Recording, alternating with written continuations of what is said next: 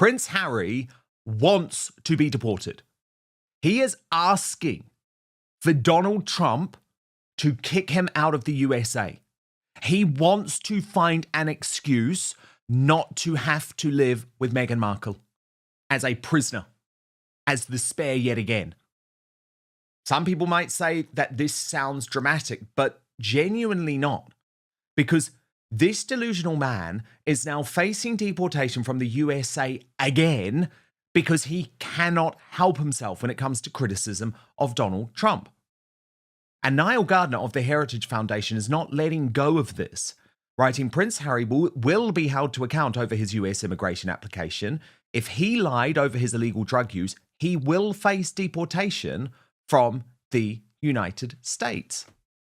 And my sources are now saying that part of the reason for Prince Harry's planned attack on Donald Trump is because he is looking now to go to war with the Trump administration. Let me bring in Lauren, the insider now. Lauren, what do you make of it? If you look at Harry's track record, he has gone out of his way to make enemies. He's gone out of his way to rile President Trump. He has been incredibly disrespectful. And he has also been pushing a political agenda.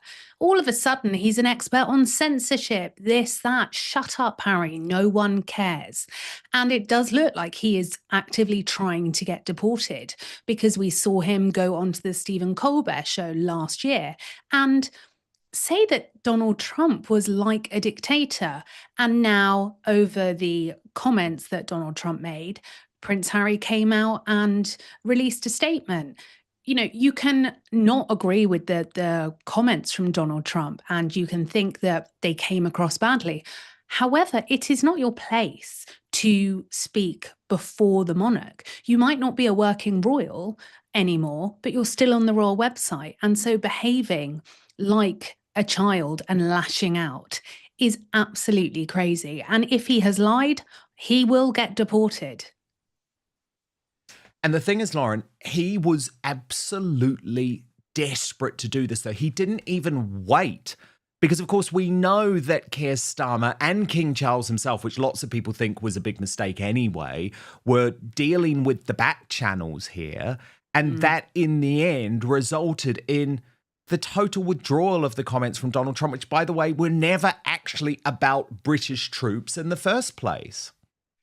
Yeah, but by that point as well, Harry's released a statement, then Meghan Markle's involving herself using her Instagram that no one can comment on, and she's probably bought most of her followers anyway. You know, it just all blew up because Harry is going out of his way to cause problems yet again. He is a danger to the royal family. He is, because the point is, Lauren, he doesn't care anymore. No. He doesn't care if he's kicked out anymore. That is the most shocking thing. He is looking for an excuse to have to say to Meghan Markle, oh God, I'm going to have to do the half and half out. Maybe I'll just pop back for a holiday. It's absolutely shocking because for some time, Lauren, he did go down this path of not really challenging the Trump administration in public. It was a real marked change what happened at the weekend. It was like we were back to 2020 when they were cocky and Joe Biden was in the White House and they wanted to keep interfering in politics. So trust me, this is a deliberate turn, and Meghan might repost the statement on her Instagram with a whole load of pictures and make it look as if she's supporting Harry. But I don't think even she realizes that there is now this very clear plot from Prince Harry's friends to find a way for him to come back to the United Kingdom. And it would be the perfect excuse for him, wouldn't it? Oh, Donald Trump is just making my life so difficult. So, you know, I'm not going to be a permanent resident in the United States. I'm going to split my time between both locations.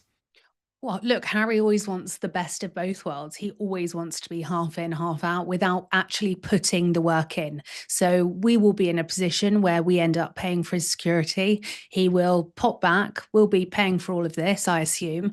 And then he'll go back to America. And, you know, he's trying to rinse every single part of the lemon as he can.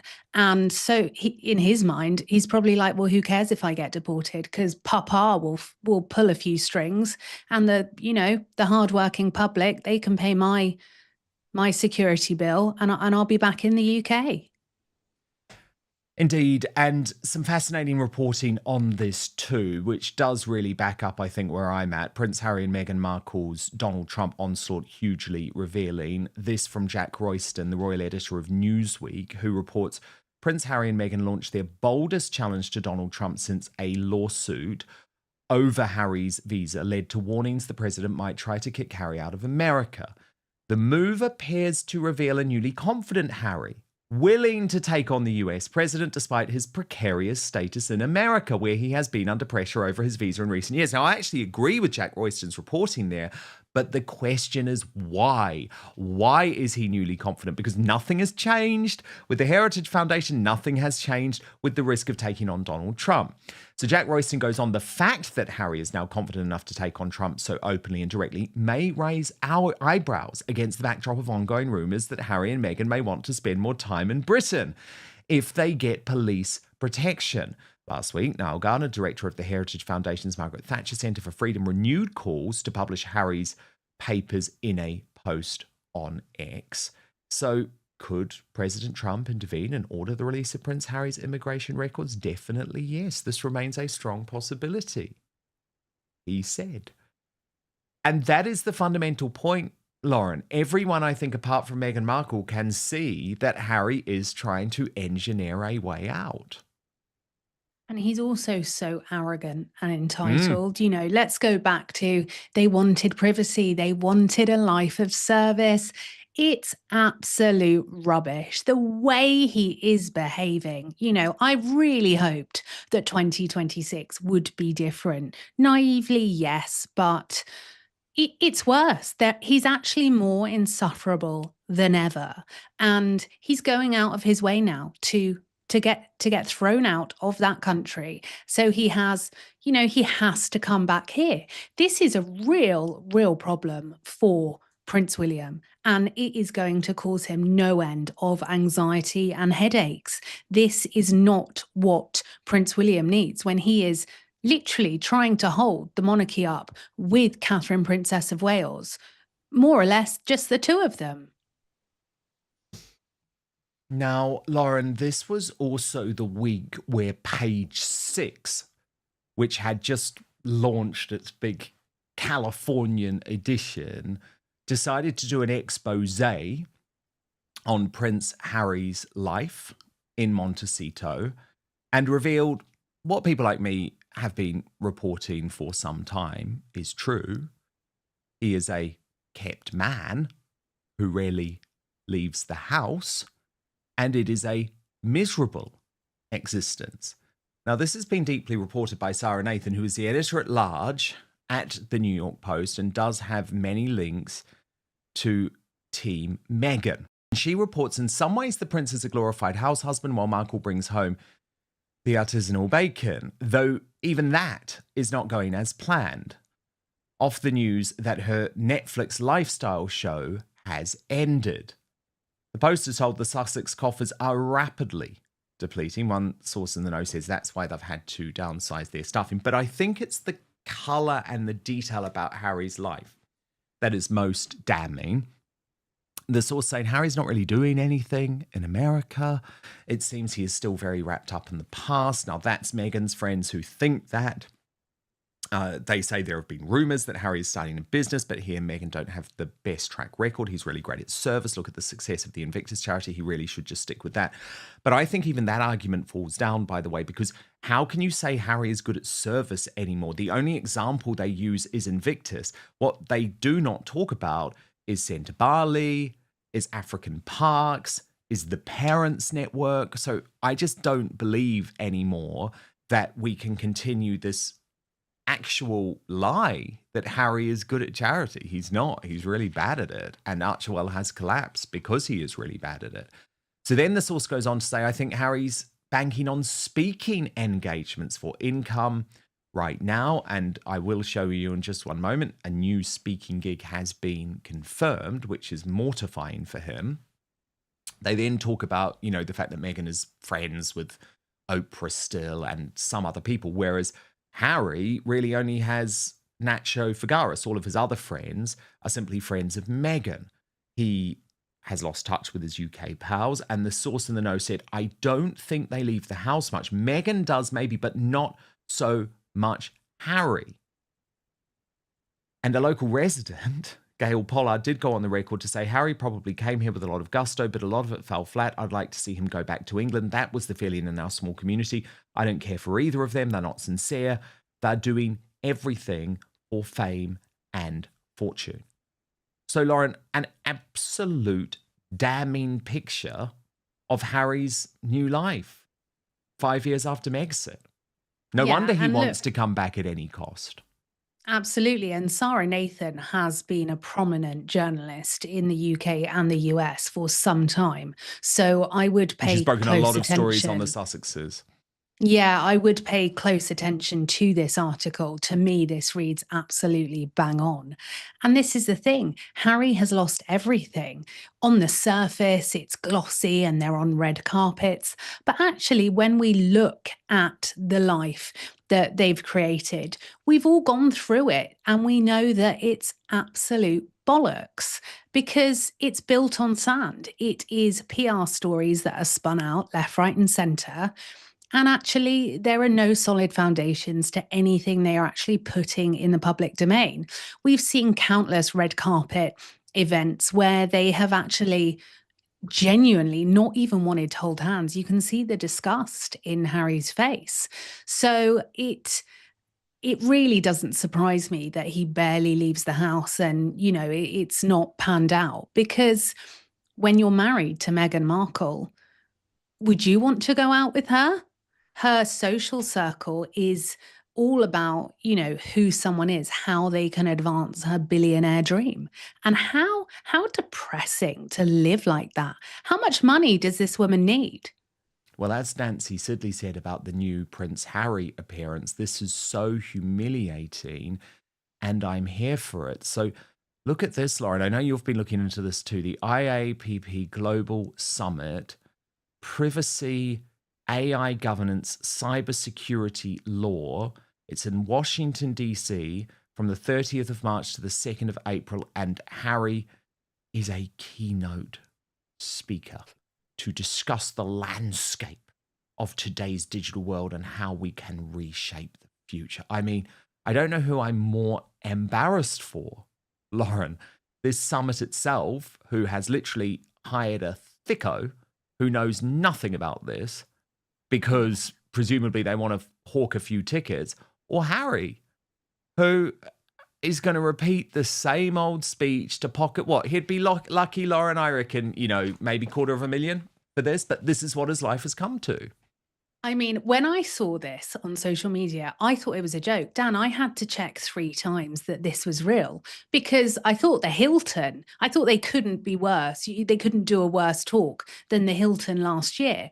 But this is unbelievable. He probably can't even spell cybersecurity and knows nothing about the landscape, does he really? Come on. He's not the brightest one in the box. And this just makes a mockery of public speaking because there are many people that are qualified to speak on these areas and actually should be speaking on these areas. It just makes an absolute joke of his speaking agency. And it gets to the point where you think, is he being set up for a humiliation ritual? Because he's not writing this speech. He is pushing an agenda that he probably knows nothing about. And he will get up there and speak to a room full of influential cybersecurity experts on his opinions.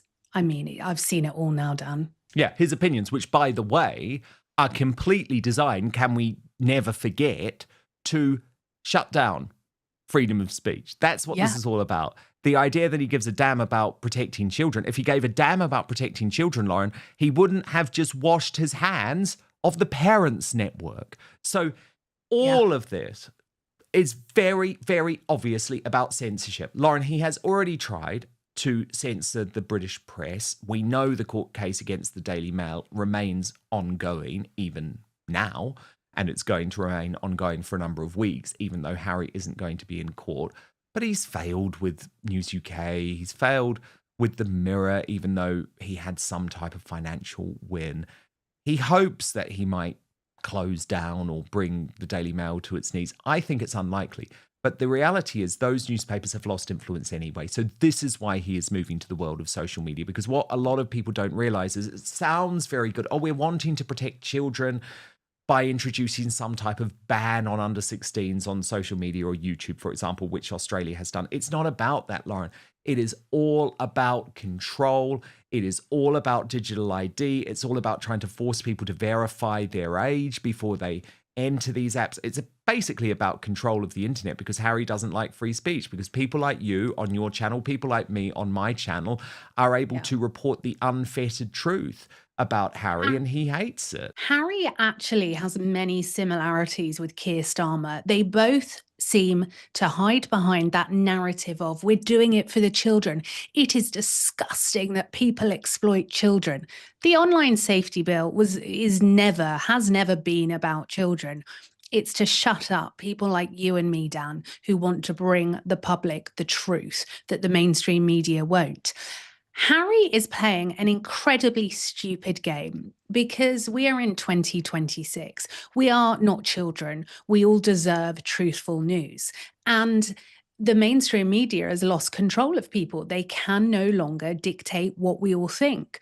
And so now we see Harry continuously pushing to shut us all down, but hiding behind the narrative of it's about children. If he cared so much about children, why did his wife invite herself and go front row to Balenciaga, the fashion house's show? Balenciaga have a track record of, the most disgusting things when it comes to children, Dan. I can't even say them, it's that bad.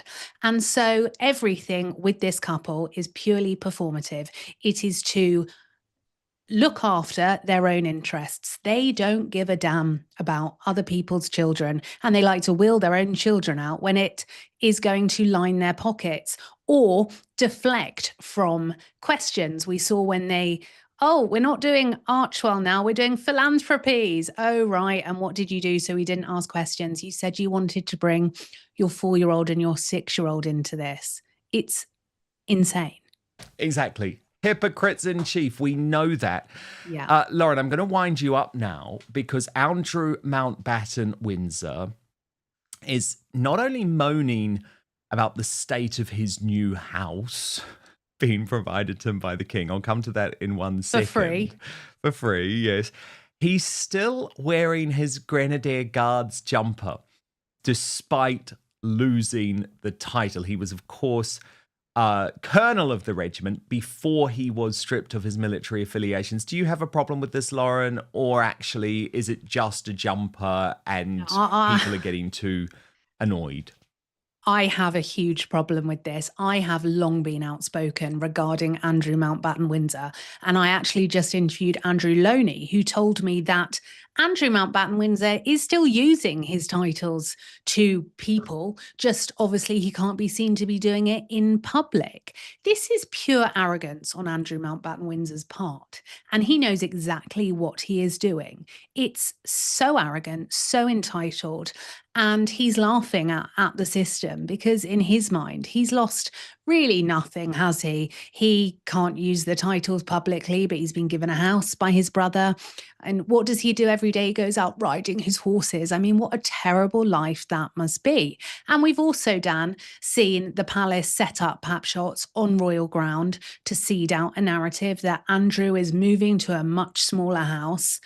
Why are the palace still working to protect Andrew? Because they're seeding out this narrative. We see he's papped with his daughter and on a horse. I mean, what are the chances? The pap was there just at the moment to catch that very moment. I think he is so arrogant, so entitled. And when people say to me, he's lost everything, are you happy? I'm not the one that lied. I'm not the one that fooled the public. I'm not the one that spent the public's money. I'm not the one that let everyone down as trade envoy when I was making little side deals of millions and millions of pounds. He has still got so many questions that need answering. And it's two-tier. Nothing's happened. And I'm laying my opinion down now. Nothing will happen because he's blue blood. And the same rules do not apply to Andrew Mountbatten Windsor that apply to you and me, Dan. Well, I think you're going to be very annoyed, Lauren, by this new Oh, report from Rob Shooter, who has revealed that when he saw the new home, he had a, quote, full blown fit. Now, I'm sure for most of us, Lauren, this house is a mansion, right? You know, it's a beautiful farmhouse on the Sandringham estate. I mean, it looks huge to me. But Rob Shooter, in his own intimidable style, writes, "Darlings, this wasn't gossip. It was the walkthrough. Insiders tell naughty but nice that Prince Andrew has finally toured the so-called free home earmarked for him, and he was absolutely horrified. The moment he walked in, his face dropped. One source tells me he thought it was beneath him. Too small, too isolated. He actually called it the middle of nowhere. And yes... oh, yes. And did Andrew quietly swallow his disappointment like a disgraced duke should? Of course not. I'm told the visit detonated into a full-blown royal tantrum. Now Andrew is demanding the fantasy package. He wants a golf course, stables, shooting rights, the works, and other insider reveals. He talks about gutting the bathrooms, redoing the kitchen, rebuilding servants' quarters and upgrading every inch. And who, pray tell, is expected to foot the bill? Andrew fully expects his brother to pay a courtier's bills, renovation, security, a fleet of cars with drivers, even a London flat on the side. Yes, darling, the wish list is long, but the entitlement is longer. As we reported first, Andrew is also quietly floating a Middle East escape plan using his outrage as leverage behind palace doors. Think wounded pride meets diplomatic exit strategy. Free house, total horror, endless demands, some things never change. And of course, it is worth pointing out, Lauren, Rob Shooter did used to be a royal courtier. So he is very well connected in this space. Does that make you angry that Andrew doesn't think the house, which would be a mansion for most of us, that Charles is giving him is good enough? It makes me so angry, but also this is a man that has earned. I've lost track of the millions of pounds. Some of it ours, by the way. We're all due a refund. And he is so entitled that it is not good enough for him. I'm just saying this now. I think the Palace are playing us. I don't think this is the final home that Andrew will end up in. I think this is very much a PR angle. So we've been told that it needs gutting, deep renovation. He couldn't possibly live in it now. I don't think he's going to end up here. I think this is part of the PR story. I think sometime down the line, they will quietly move him to a bigger property, but they can't be seen to be doing that now because it all comes down to the optics with the Palace press office, who have not got a clue what they are doing. So Rob Shooter's piece is bang on because I've also heard that Andrew is furious that he is still using his titles. And this is a man that his whole life has taken his validation from money, from influence, and from power. Yes, he's still using it behind the scenes in some way, but we're seeing the performative rollout that he's not being papped with, the king, and the king wants to be seen as furious. I've lost trust in the Palace press office. I will be paying close attention to this because I do not think this is where he will end up long term.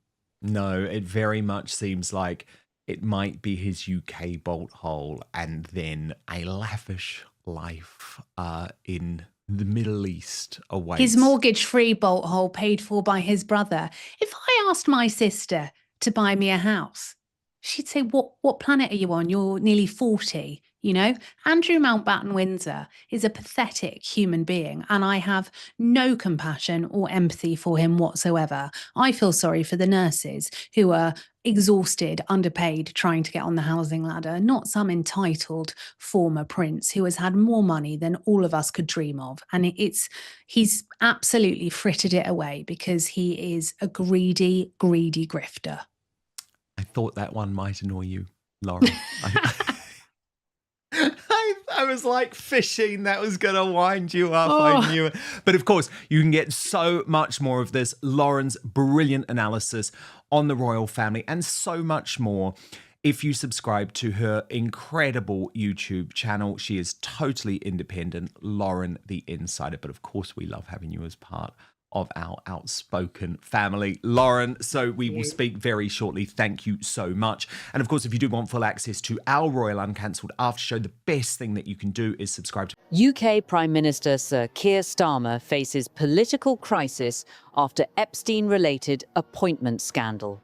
British Prime Minister Sir Keir Starmer is confronting rising pressure to resign after a political controversy triggered by his decision to appoint Lord Peter Mandelson as the United Kingdom's ambassador to the United States, despite Mandelson's long-standing ties to the late convicted sex offender Jeffrey Epstein.